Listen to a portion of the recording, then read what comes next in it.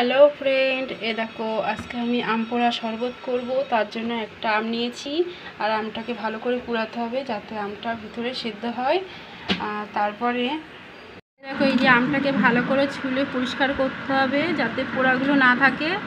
আর ছোলার পরে এটা কিন্তু ভালোভাবে পরিষ্কার করে ধুতে হবে। এই যে ভালো করে ঘষে নিতে হবে, ঘষে পেস্ট করতে হবে। আর ওর মধ্যে মিক্স করতে হবে জলজিরা আর চিনি, একটু আদা গুঁড়ো করা, আর নিব গোলমরিচ। এগুলো একে একে সব মিক্স করে দেবো ওর মধ্যে। পেস্ট হয়ে গেছে, আর এর মধ্যে দিয়ে দেবো জলজিরা, 3 প্যাকেট জলজিরা দিয়ে দেবো। আর হচ্ছে জলজিরাগুলো দেওয়া হয়ে গেল, আর এর মধ্যে চিনি আর গোলমরিচ গুঁড়োটা দিয়ে দিলাম। দিয়ে এবারে ভালো করে মিক্স করতে হবে। এটাকে কিন্তু ভালো করে মিক্স করতে হবে এখানেই। আর এর মধ্যে দিয়ে কিন্তু একটা গন্ধ ঘিরান বেরিয়ে গেছে। এই দেখো আমার মিক্স করা হয়ে গেছে ভালোভাবে। আর এর মধ্যে দিয়ে দেবো ঠান্ডা জল, পরিমাণ মতন ঠান্ডা জল দেবো।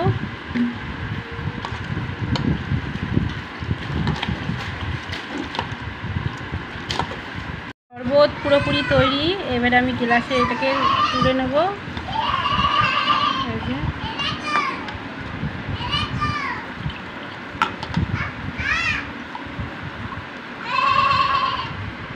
আম পোড়া শরবত তৈরি।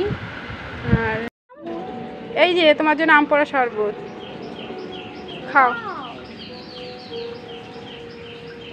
কেমন হয়েছে?